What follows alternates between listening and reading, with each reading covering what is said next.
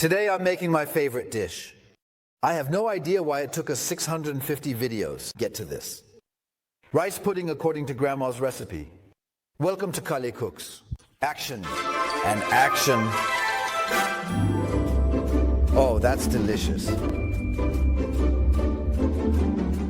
Super easy ingredients. 125 grams of short grain rice, the zest of half a lemon, 20 grams of butter, 25 grams of sugar. This is a packet of vanilla sugar, and we have 400 ml of milk and a pinch of salt ready to go. My grandma always melted a little butter first in the pot, and she added our lemon zest right into that butter, because she always said, "My child, that's how you get flavor into it, because later it will just be cooked." And now we can sweat a little here. Yes, Grandma. So let's do it this way. And now we're going to add our rice to the sautéed lemon zest with the butter. It's a dessert. Of course, it should smell good. So just let the rice warm up briefly with the wine. Just sauté a little like we would do with risotto. And now I'm going to add my sugar too. And also the vanilla sugar. It smells even better now, I think, because now the vanilla is coming into play. Look, the rice has also taken on a nice shine now.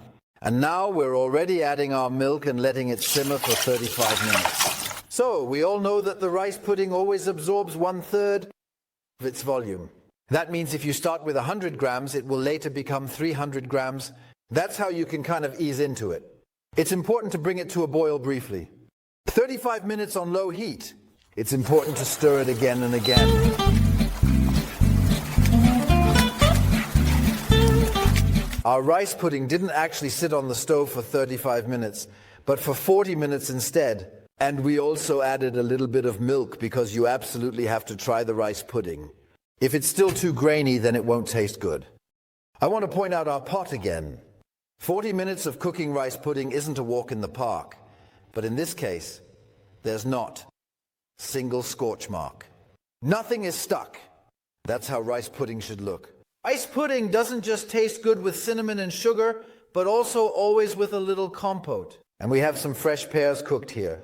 And now we're adding our rice pudding to that. I think that's just perfect as a dessert or a little treat. And still, there can be a little cinnamon and sugar on top. And it's already done. Grandma's rice pudding. I think I would have said earlier, Grandma. And I do my homework later. I remember that super delicious. Hello, dear rice pudding friends. Here comes part 2 of our exciting rice pudding show and episode Action.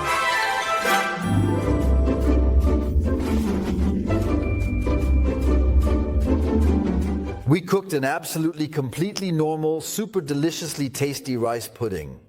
And it always tastes really great as long as it's still warm.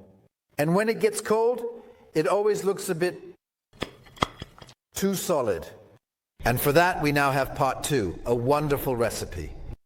So we need some rice pudding from the day before. It's really completely cold now. And it's also quite firm, just like rice pudding usually is.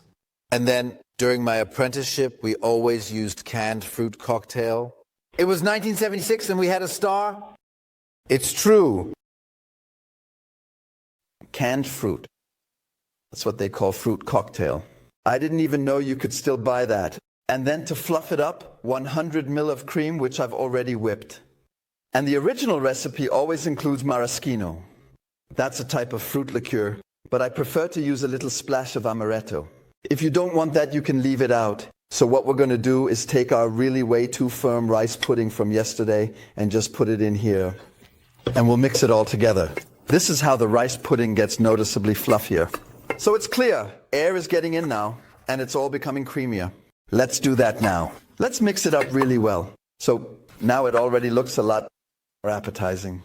I mean, it would have tasted good too. We're going to add that little splash of amaretto. Basically, we're already done with that. Look, that really looks a lot more delicious. And of course, you can also put these fruits into the glasses and layer them like that.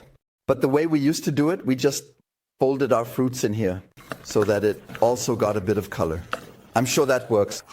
In the height of summer with fresh berries. And now we just need to fill it into glasses. And another nice side effect is that we've turned 3 portions of rice pudding into a nice 6.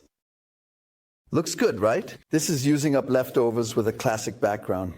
And if someone had told me in 2015 that I would be working with canned fruit on this cooking channel again, I wouldn't have believed them.